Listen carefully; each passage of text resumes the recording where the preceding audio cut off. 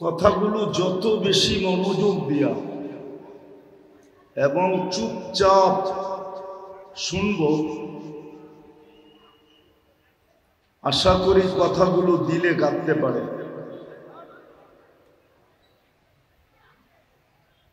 কেননা অনুরোধটা আমার পক্ষ থেকে না, স্বয়ং আল্লাহ আমাদেরকে হুকুম দিতেছেন, ইদা কুরিয়াল কুরআন ফাসতামিউ। যখন কোরআন পড়া হয় বা কোরআনই কথা হয়, তো যত বেশি মনোযোগ দিয়ে শোনা যায়, দিলের কান লাগায়া শুনে, আনসিতু, বিলকুল চুপচাপ শুনো, কোনো সাউন্ড যেন না হয়। লাআল্লাকুম তুরহামুন, তাইলে আল্লাহর ঘোষণা হলো আমি কথাগুলোর রং তোমাদের ভিতরে চড়াইয়া দিব। বুঝেন রং? আপনারা মনে হয় বুঝবেন না, যুবকরা বুঝবে ভালো। কেননা 14 তারিখে ফুল কিনে দুই জিনিস দেখা, রঙও দেখে আবার গ্রানও দেখে। কিন্তু গ্রান যদি নাও থাকলো, কমসে কম রং যেন থাকে।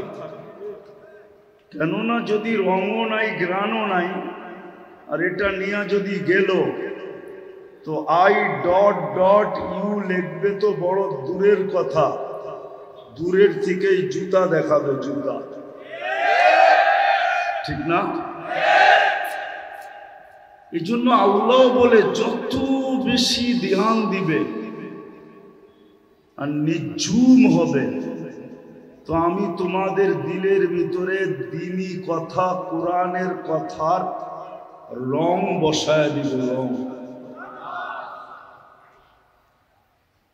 তখন আমাদের ভিতরে রং লাগবে, রাগ হয়ে যায় না। কথা কিন্তু শুরু হয়ে গেল। আমরা মুসলমান বটে, কিন্তু ইসলামের রং আমাদের ভিতরে নাই।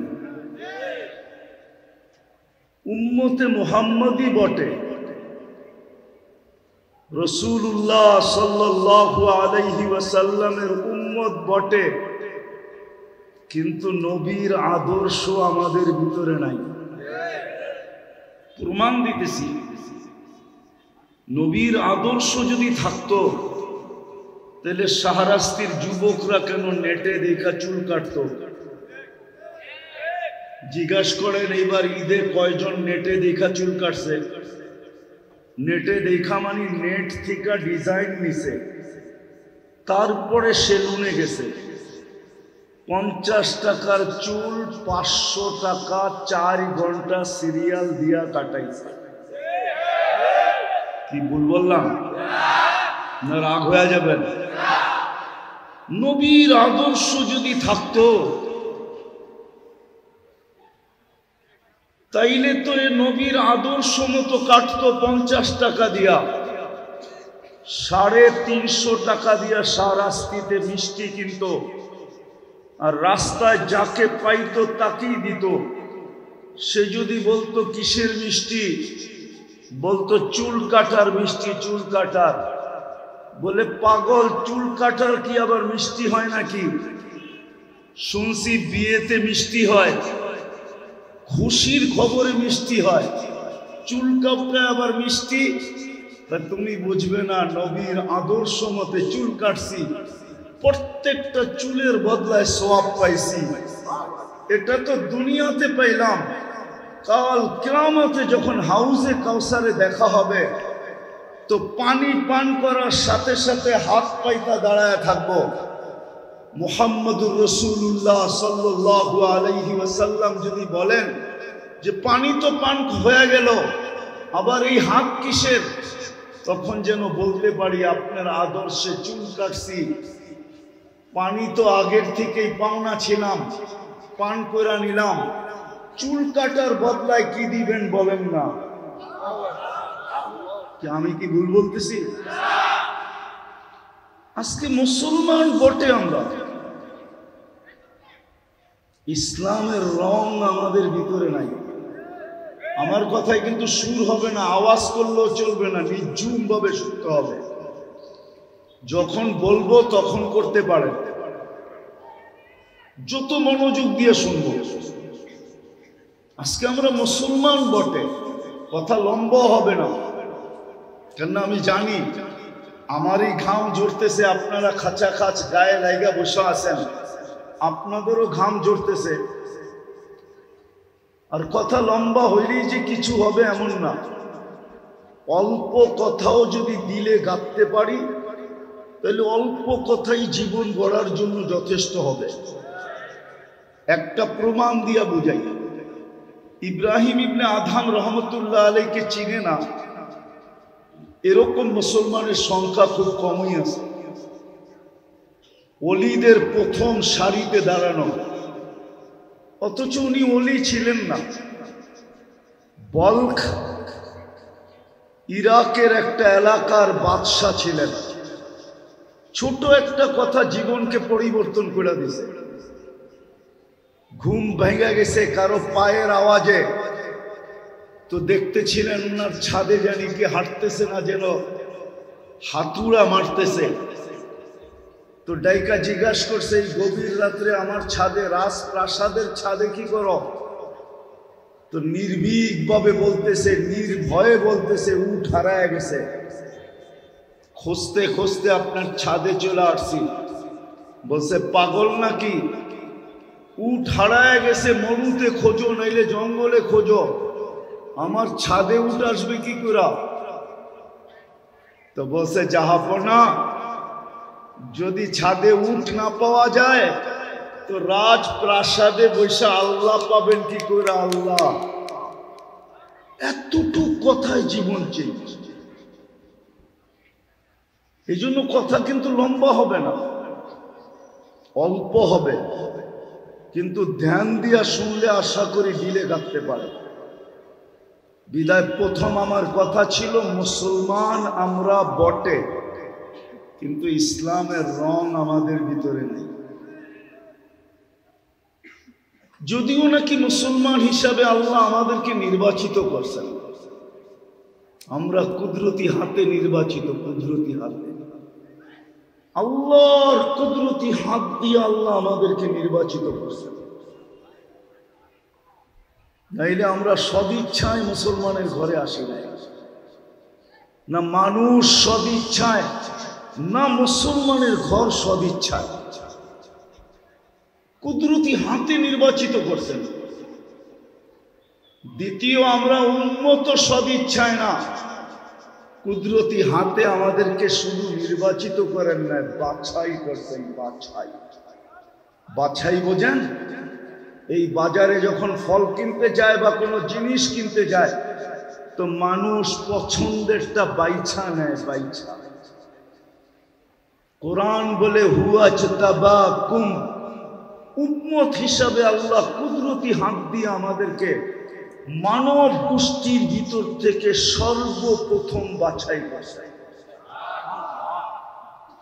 আমাদেরকে বাছাই করার পরে যা বাঁচা ছিল ওটা সমস্ত নবীদের মাঝে ভাগ করে দিয়া দিয়েছে। এমনও নবী আসছে যার ভাগে একজনও পড়ে নাই।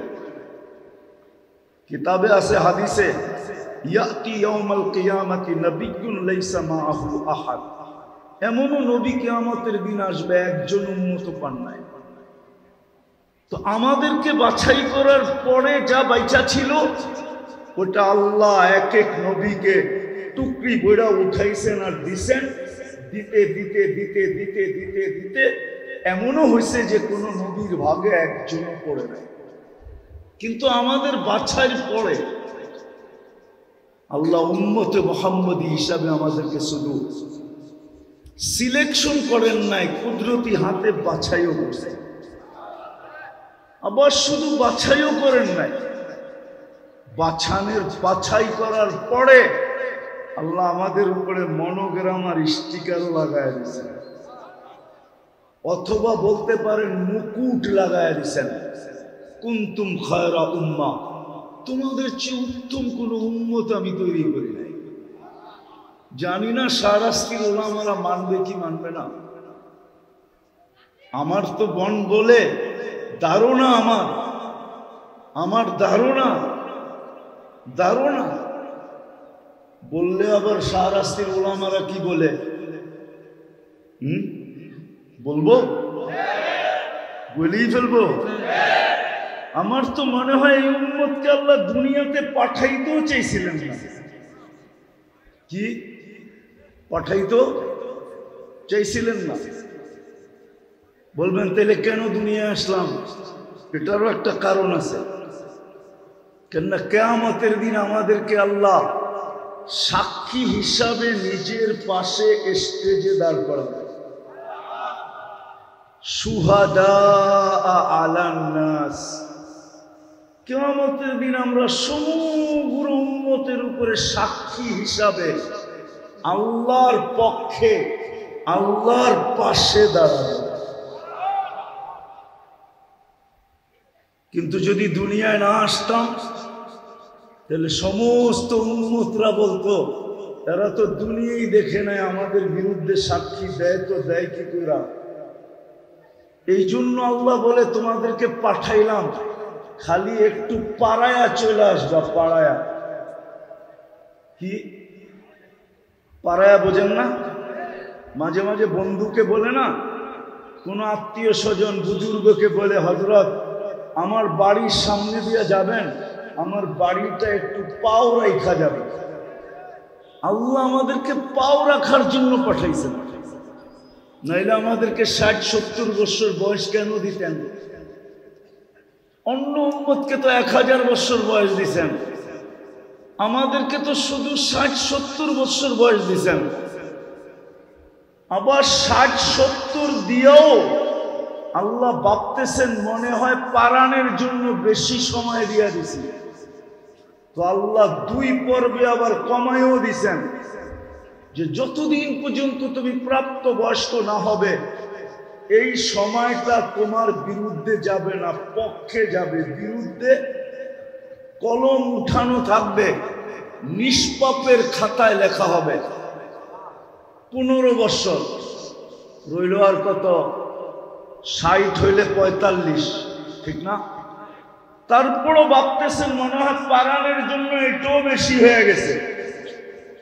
তো আল্লাহ বলে যতক্ষণ 24 ঘন্টায় ঘুমায়া থাকবে, 24 ঘন্টায় যতক্ষণ ঘুমায়া থাকবে অতক্ষণ জীবন তোমার বিরুদ্ধে যাবে না, কলম তোমার বিরুদ্ধে লিখবে না। আমরা কলমকে উঠায় রাখবো। রুফিয়াল কলম নায়েম হাত্তা ইয়াস্তাইকিজ। ঘুমন্ত ব্যক্তির থেকে কলম উঠানো থাকে যতক্ষণ পর্যন্ত সজাগ না হয়। বুঝা গেল এটাও মাপ। তাইলে আর রইল কতটুকু? পারানের জন্য দিছেন, পারানের জন্য। আফসোস তো আমার এই জন্যই আলোচ্য বিষয় এটা নিলাম, যেটা আমি শুরু করছিলাম যে মুসলমান তো বটে, কাগজে তো লেখি, মুখে তো বলি, স্বীকারোক্তি তো দেই, কিন্তু আমার ভিতরে ইসলামের রং কতটুকু? উম্মতে মুহাম্মদী তো বলি, কিন্তু নবীর আদর্শ আমার ভিতরে কতটুকু? শাহরাস্তির মানুষ একটু ভাবেন। একটা তো প্রমাণ দিলাম যে নবীর আদর্শ যদি থাকতো তাহলে 50 টাকার চুল যুবক কেন 400 না 500 না? এই রোজার ঈদে 1000 টাকা দিয়ে চুল কাটছে, 1000 টাকা দিয়ে। জিজ্ঞেস করেন এদেরকে কেন কাটবে? চুল কাটায় কি নবীর আদর্শ নাই? পোশাকে কি নবীর আদর্শ নাই? তাইলে যেই উম্মতের দাড়ি জান্নাতে যাওয়ার জন্য দেওয়া হয়েছে, জান্নাতে যাওয়ার জন্য, কিসের জন্য? আমি প্রমাণ দিতেছি আপনাকে। মুফাসসিরে মুহাদ্দিসে জামান মারা যাওয়ার পরে বন্ধুরা স্বপ্নে দেখছেন, জিজ্ঞাসা করছেন কি ব্যবহার করা হলো তোমার সাথে? দাড়ি দেখায়া জান্নাতে চলে গেছে। দাড়ি দেখায়া মানি আল্লাহর সামনে যখন উপস্থিত হয়েছি তো আল্লাহ জিজ্ঞাসা করছে, ওই খাটাস বুড়া ওই সাদা দাড়িওয়ালা বুড়া কি নিয়ে আসছস? হাদিস মনে উঠছে তো আল্লাহকে বলছি, আপনি কি সত্য বলেন নাই? জিবরিল কি সত্য বলে নাই আমাদের নবীজিকে? নবীজি কি সত্য বলে নাই সাহাবাদেরকে? সাহাবারা কি ওনার ছাত্রদেরকে? ওই ছাত্ররা কি সত্য বলে নাই আমাদেরকে? আপনি নাকি সাদা দাড়ি দেখলেন লজ্জা পান, এখন তো উল্টা দেখতেছি চোখ বড় বড় করতেছেন। তা আল্লাহ হাসি দিয়া বলতেছে, সবাই সত্য বলছে, আমিও সত্য বলছি, তোকে মাফ করে দিলাম, যা। কেন হাদিসে আছে, ইন্নাল্লাহ লা ইস্তাহি যী শাইবাতিন শাইয়াবা ফিল ইসলাম।